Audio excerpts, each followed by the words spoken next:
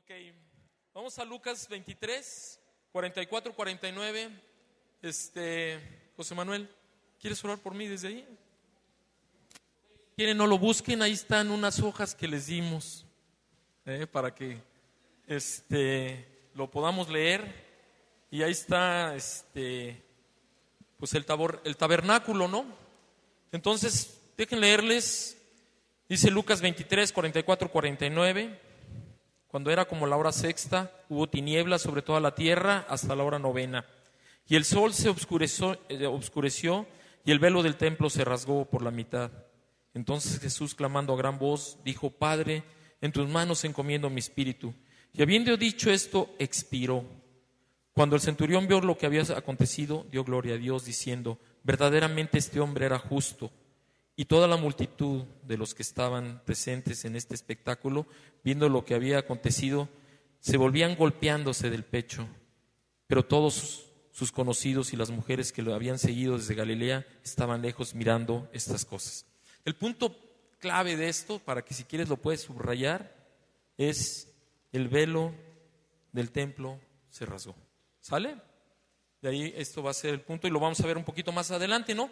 El tema que estamos queriendo tocar en estos días, en estos varios domingos que vamos a estar tocando, es sobre la adoración, ¿no? Y yo creo que es lo más importante, que para cualquier persona, a mí en mi punto de vista, para cualquier persona que se diga cristiano de cualquier denominación, si tú crees en Cristo, si eres católico o cristiano, porque pues así, si eres cristiano de alguna denominación, para mí este es el punto más importante, ¿verdad? Que hay, ¿no? Y por eso le queremos dedicar varios domingos y vamos a utilizar varios gentes que van a estar compartiendo.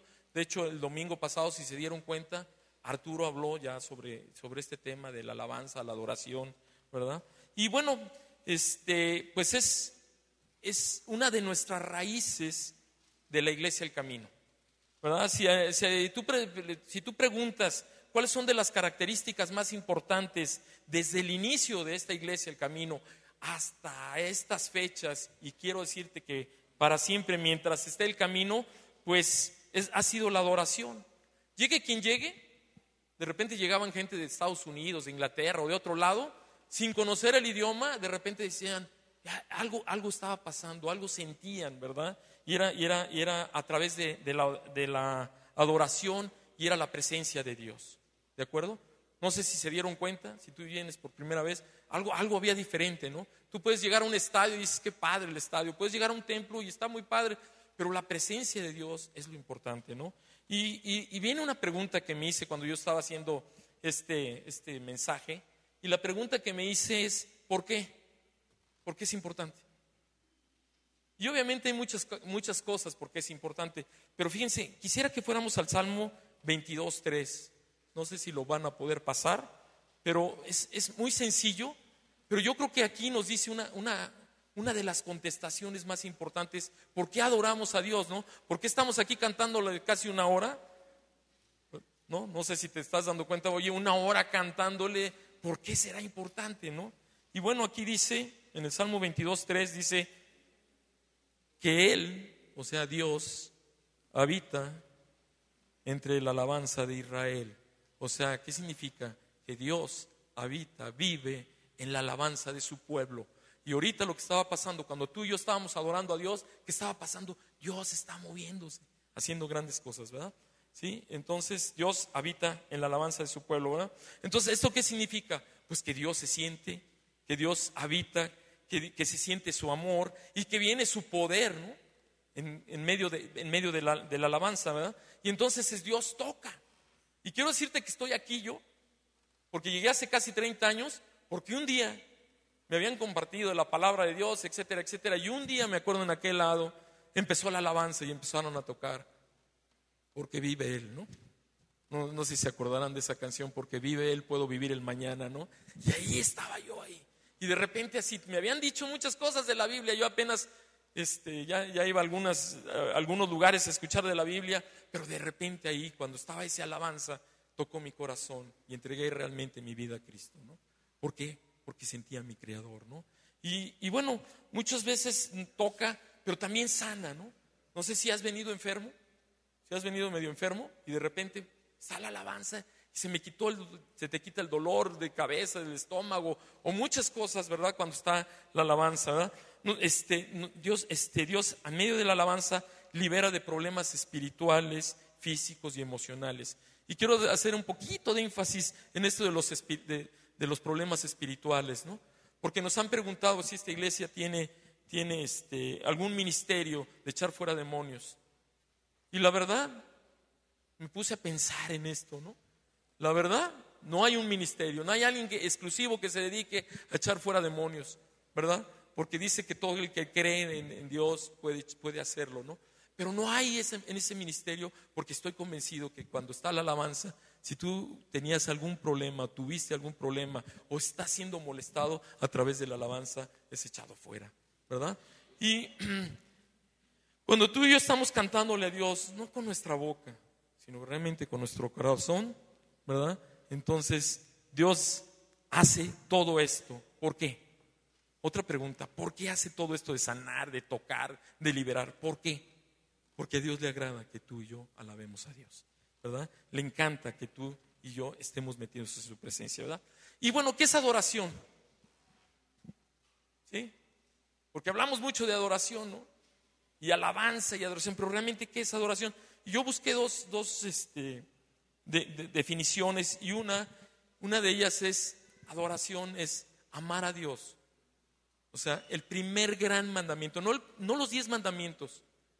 Le preguntan a Jesucristo cuál es el primer gran mandamiento. Olvídense de los 10 mandamientos. Son 10 mandamientos y eso es bueno, obviamente. Pero el primer gran mandamiento es amar a Dios con todo tu corazón, con todo tu ser, con toda tu mente, con toda tu pasión, ¿verdad?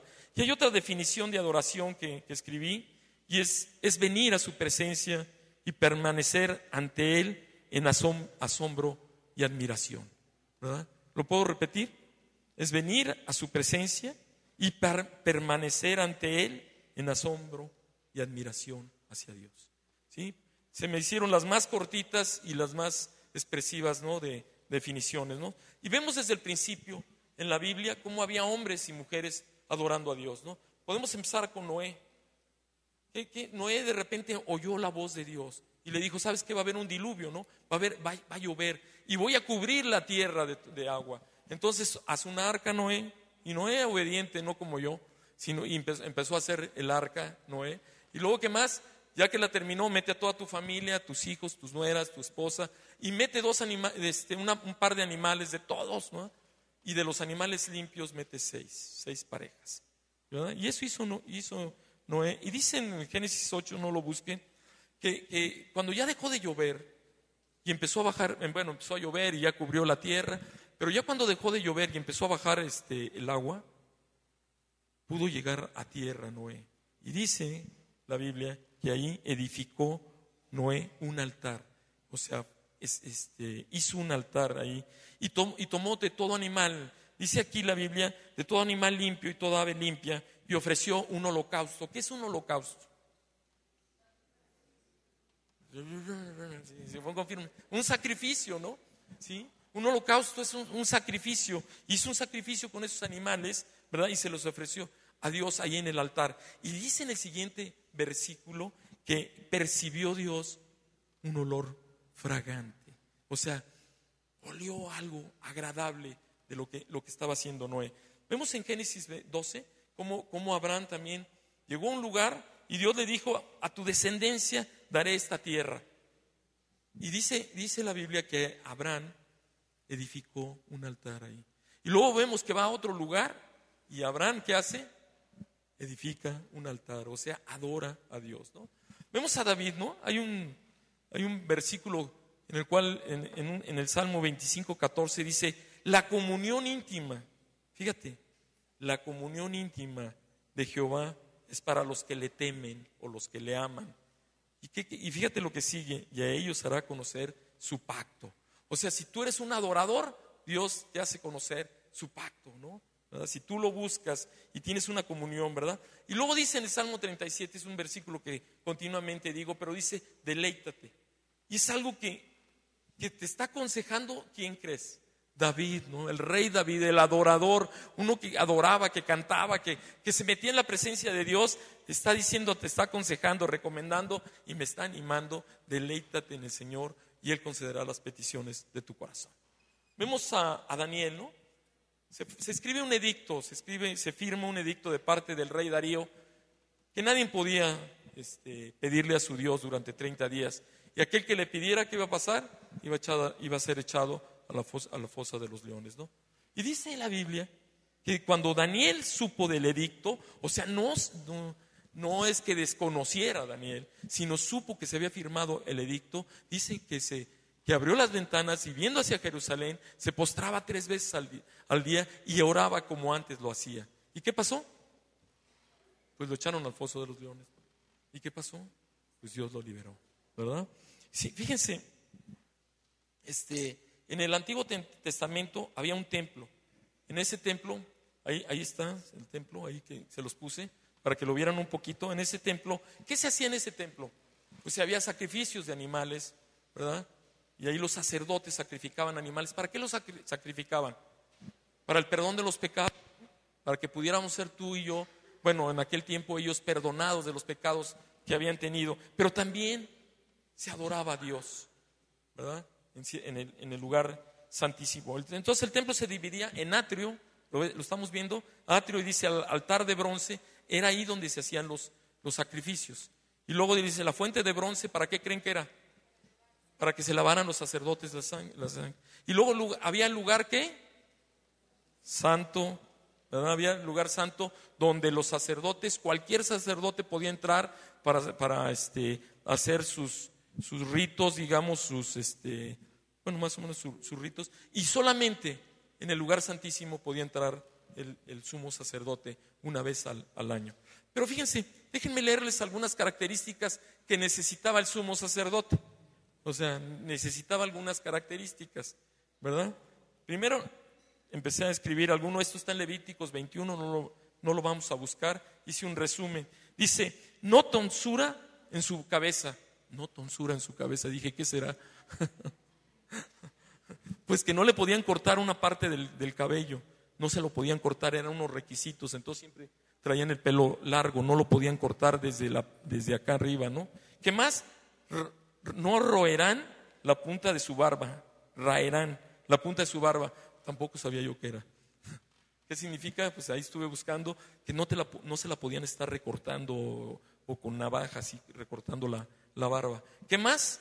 ¿Sí? No se podían descubrir la cabeza. O sea, siempre tendrían que tener cubierta la cabeza. ¿Qué otra cosa? No podían rasgar sus vestiduras. ¿Esto qué significaba? Cuando tú recordarás a David, que cuando se murió Jonatán, ¿qué hizo?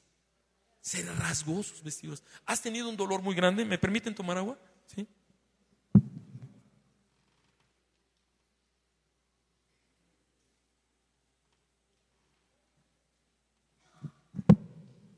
¿Has tenido un dolor muy fuerte de que alguien te muere, cuando se muere alguien? Sientes que te quieres arrancar, o sea, las ropas, ¿no?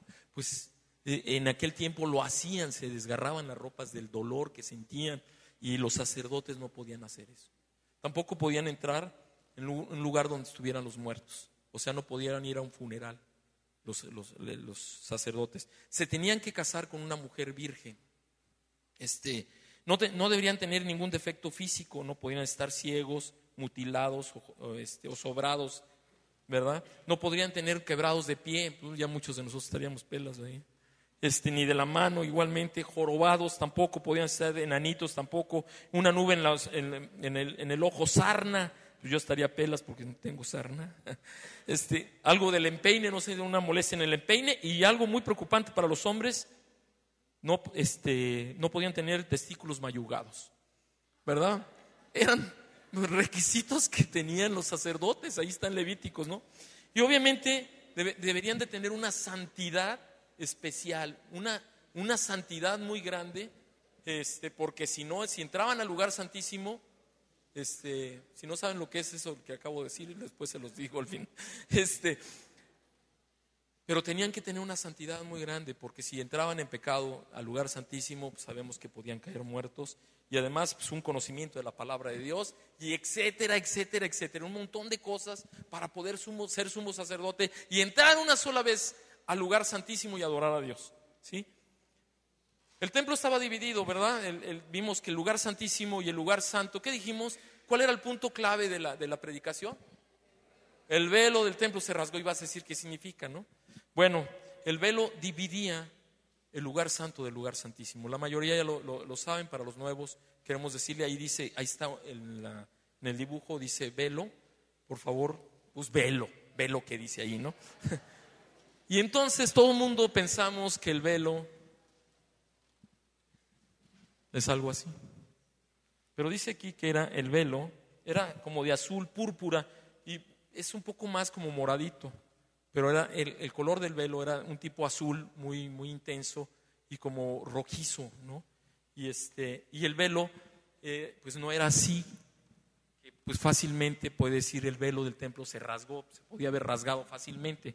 Pero ¿qué dice allí? Que el velo, dice en Éxodo, que el velo era de lino fino, o sea, una tela más gruesa y además entorchado.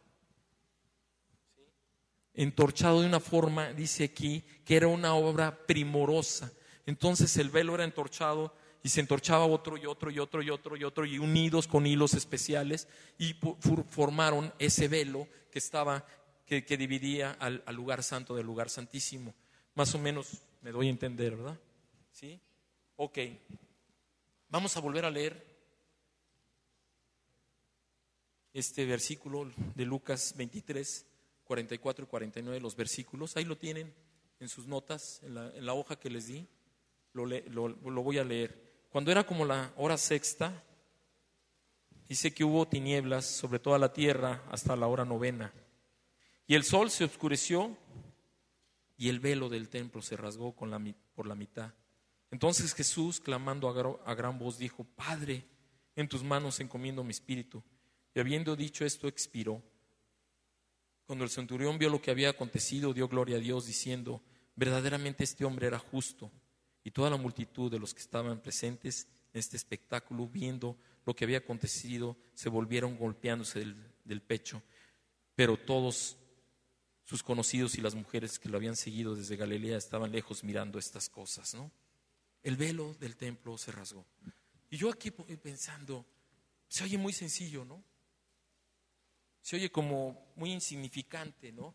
Pero después de haber visto un poco los requisitos que necesitaba el sumo sacerdote, y después de haber visto que el velo pues no era un velito, era alguna tela gruesa que se había formado a través del estar entorchado y unido con hilos muy especiales, ¿verdad?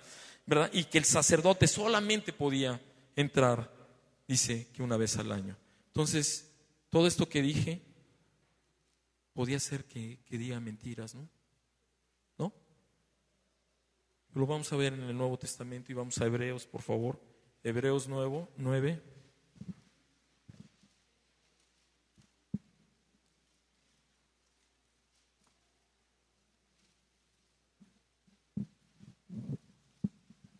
Entonces, todo lo que acabo de decir, me gustaría que cuando llegues a tu casa lo subrayes, porque es algo muy importante esto.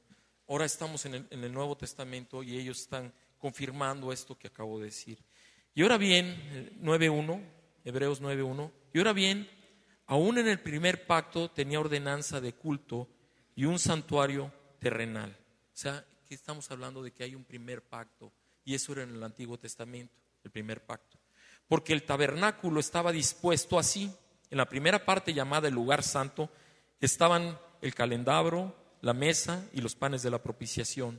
Tras el segundo velo estaba la parte del tabernáculo llamada el lugar santísimo, el cual tenía un incensario de oro y el arca del pacto cubierta de oro por todas partes, en la que estaba una urna de oro que contenía el maná, la vara de Aarón que reverdeció, y las tablas del pacto, y sobre ella los querubines de gloria que cubrían el propiciatorio, de las cuales cosas no se puede ahora hablar en detalle. Y así dispuestas estas cosas, en la primera parte del tabernáculo entran los sacerdotes continuamente para cumplir los oficios del culto. O sea, en el lugar santo entraban los los sacerdotes, ¿verdad? Pero en la segunda parte, solo el sumo sacerdote una vez al año, no sin sangre, la cual ofrece por sí mismo y por los pecados de ignorancia del pueblo, dando el Espíritu Santo a entender con esto que aún no se había manifestado el camino al lugar santísimo, entre tanto que la primera parte del tabernáculo estuviese en pie. Entonces, esto era en el Antiguo Testamento. Esto, el sumo sacerdote solamente podía entrar una sola vez, ¿verdad? Pero, y ese era el antiguo pacto, ¿no? Pero Jesucristo y Dios hace un nuevo pacto. Y aquí está en Hebreos 10, ahora sí vamos a Hebreos 10, del 16. Y esta es una profecía que se cumplió ya a través de Jesucristo. Dice, este es el pacto que haré con ellos. O sea, estaban recordando esta profecía. Este es el pacto que haré con ellos después de aquellos días, dice el Señor. Pondré mis leyes, ¿en dónde? En los corazones está poniendo las leyes. No tanto en nuestras mentes, pero en nuestros corazones, ¿verdad? Y en sus mentes las escribiré, añade. Y nunca más me acordaré de sus pecados y transgresiones. Qué palabra, ¿no? Todo el mundo te lo está recordando, tus pecados, ¿verdad? Pero Dios dice, nunca más recordaré esto. Y luego dice, pues donde hay remisión, o sea, donde hay perdón de estos, no hay más ofrenda por el pecado. Así que, hermanos, fíjense, esta es la parte culminante. Teniendo libertad para entrar al lugar santísimo por la sangre de Jesucristo, por el camino nuevo y vivo que Él nos abrió a través del velo, esto es de su carne. Otra vez volvemos a ver lo del velo, ¿verdad? Y teniendo un gran sacerdote sobre la casa de Dios, dice, acerquémonos con corazón sincero. O sea, ya no tenemos estorbo, ya no tienes que tener todo esto, ¿no?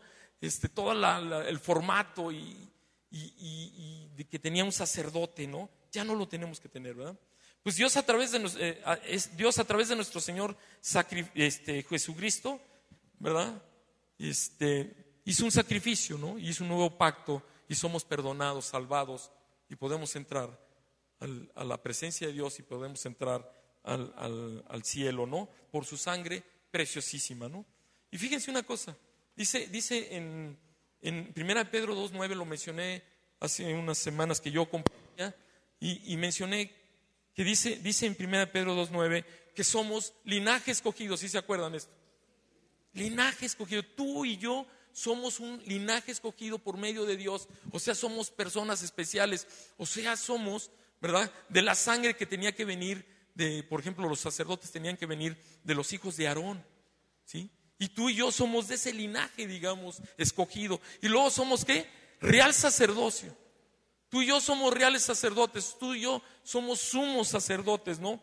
Nación santa, pueblo adquirido. O sea, fuimos adquiridos con la sangre preciosa de nuestro Señor Jesucristo.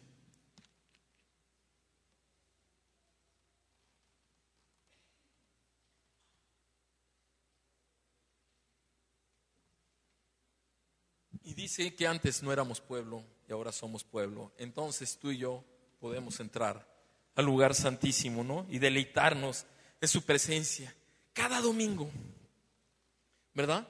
Podemos reunirnos juntos y alabar a Dios, al Creador, al Dios de los cielos, al Dios del universo, ¿verdad? Y que creo que será importante.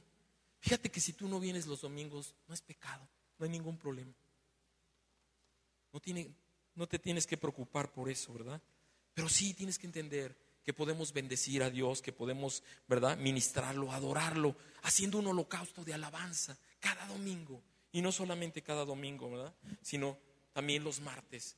Cada martes estamos ahí, ¿verdad? Los martes podemos venir y hacer todo ese holocausto, ¿verdad?, que podemos hacer. Y cada día en tu casa, además, cada día en tu casa puedes hacer este tipo de sacrificios y agradar a Dios, ¿no? En una intimidad, aunque nadie necesita saberlo, ¿no? Que nadie necesita de saber que tú te levantas a las 5 de la mañana o a las 6 de la mañana a orar. Nadie necesita saberlo, ¿no? ¿Verdad? Y podemos encontrarnos para cumplir con un versículo interesante que dice que la hora viene en que los verdaderos adoradores adorarán ¿a quién? Al Padre en espíritu y en verdad. Dice que tales adoradores es necesario que le adoren. Y dice que Dios está buscando esos adoradores. Tú vienes este domingo y estamos adorando a Dios, y Dios está buscando esos adoradores, ¿no? Cristo siempre ha sido nuestro ejemplo máximo a seguir, ¿no? ¿De acuerdo? ¿Sí? Yo recuerdo una predicación de Arturo que yo comentaba hace tiempo, pero se me hace muy interesante para meterlo en este momento, ¿verdad? Los discípulos entendieron la importancia de la adoración hacia Dios. Fíjate, los discípulos no le preguntaron, enséñanos a leer la Biblia, ¿no? Que obviamente Jesucristo se los enseñó. Los discípulos no le dijeron, ¿sabes qué? Enséñame a sanar enfermos. Enséñame a predicar, Jesucristo. Yo quiero predicar para que todo el mundo esté admirándome y cosas así. No le preguntaron eso. No le preguntaron, enséñame a echar fuera demonios. Tampoco le preguntaron eso. Le preguntaron, Señor Jesús, enséñame a orar. ¿Sí?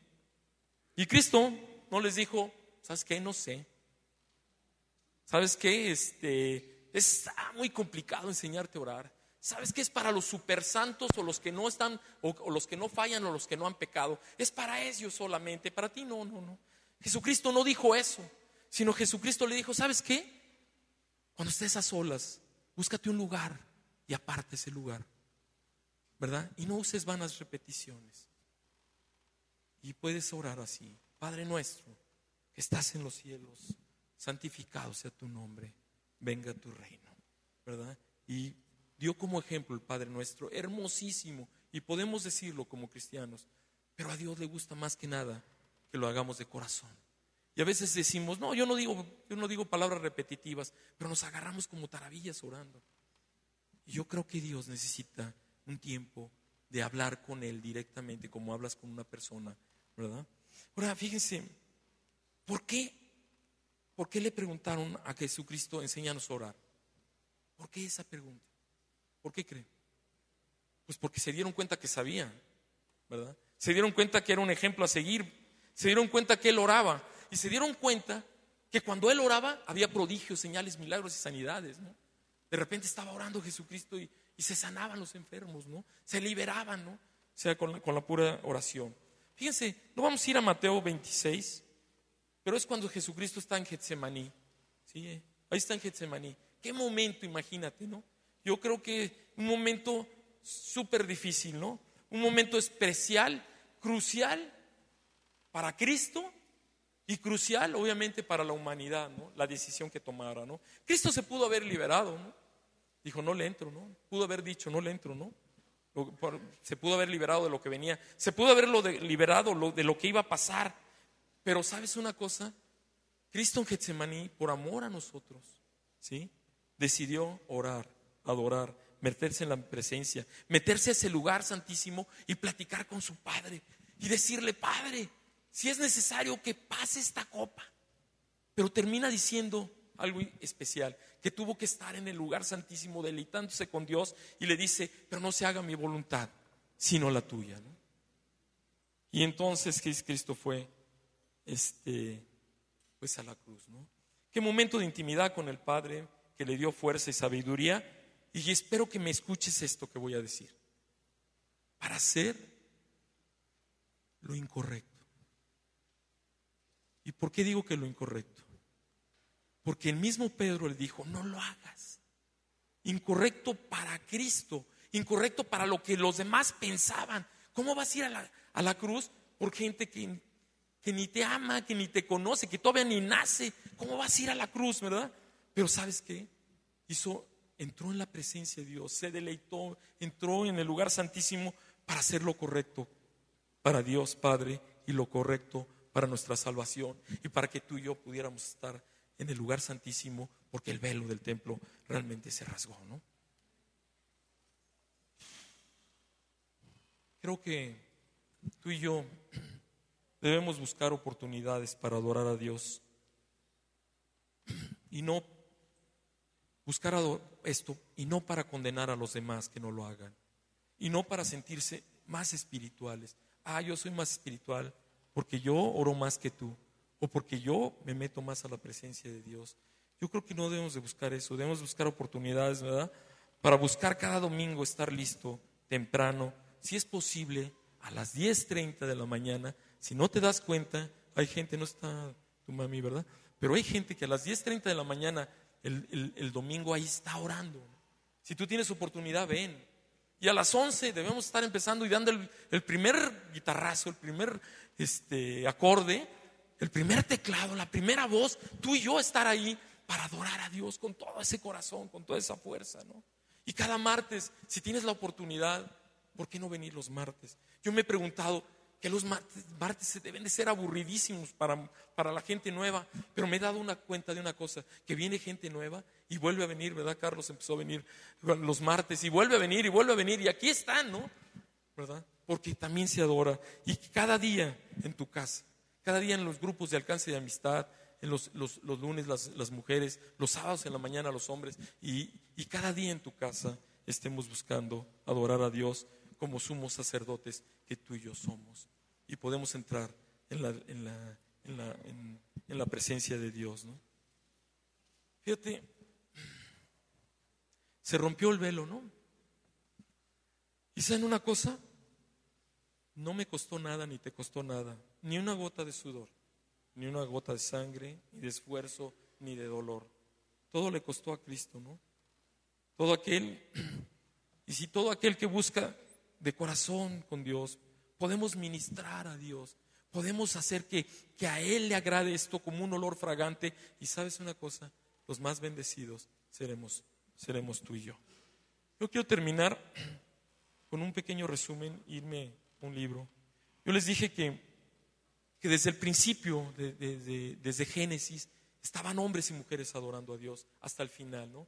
Les quiero recordar que hablé de Noé, cómo hizo el arca y cómo después de que descendió el agua, él hizo un holocausto para Dios y esto fue un olor fragante, ¿verdad? Les quiero recordar cómo Abraham hacía altares para Dios, o sea, adoraba a Dios, ¿no? Vemos a David en cada salmo diciendo deleítense en el Señor, ¿verdad? Vemos a Daniel que era capaz de dar su vida con tal de estar alabando a Dios, ¿verdad? Y vemos a nuestro Señor Jesucristo, ¿no? Pero por último, hay una visión en el último libro que todo el mundo se asusta, en el libro de Apocalipsis, que quisiera que fuéramos, y hay una visión, ¿verdad?, de un hombre llamado Juan. Y es una visión en el último libro en el que él nos habla de la adoración, pero la adoración no solamente en ese momento. La visión que estaba dando Juan era una visión para la eternidad, ¿no? Para cuando tú y yo muramos, ¿verdad? Y dice, y miré y oí la voz de Apocalipsis 5, del 11 al 14, y miré y oí la voz de muchos ángeles alrededor del trono, y de los seres vivientes y de los ancianos, y su número era millones de millones. Millones de millones, ahí vamos a estar en el cielo adorando a Dios, porque a través de Jesucristo, ¿sí?, tú y yo somos salvados, podemos ir al cielo y tú y yo podemos adorar, ¿no? Dice, y millones de millones que decían a gran voz, el Cordero que fue inmolado es digno de tomar el poder, la riqueza, la sabiduría, la fortaleza, la honra, la gloria y la alabanza. Y a todo lo creado que está en el cielo y sobre la tierra y debajo de la tierra y en el mar, y a todas las cosas que en ellos hay, oí decir, al que está sentado en el trono, sea Jesucristo, al Cordero, sea Jesucristo, sea la alabanza, la honra y la gloria, el poder por los siglos de los siglos. Los 4 seres vivientes decían amén, y los 24 ancianos se postraron sobre sus rostros y adoraron al que vive por los siglos de los siglos. Eso es lo que tú y yo vamos a estar haciendo en el cielo. Una visión más adelante de Juan y nos dice cómo era el cielo y nos habla otra vez del trono y dice, déjenme leerlos, en el versículo 21:1 dice, vi un cielo nuevo y una tierra nueva, porque el primer cielo y la primera tierra pasarán y el mar ya no existirá más. Y yo, Juan, vi la santa ciudad de la nueva Jerusalén descender del cielo de Dios, dispuesta como una esposa ataviada para su marido. Y oí una gran voz del cielo que decía, he aquí el tabernáculo de Dios, o sea, ahí el templo, ¿no?, con los hombres, y Él morará con ellos, y ellos serán su pueblo, y Dios mismo estará con ellos como su Dios. Y fíjense lo que va a pasar en el cielo. Dice, enjugará Dios toda lágrima. O sea, ahí en el cielo no va a haber lágrimas. Luego,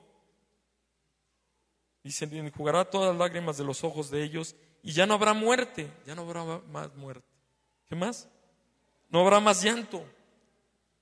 Híjole, ahí en la adoración con Dios, ahí no va a haber esto.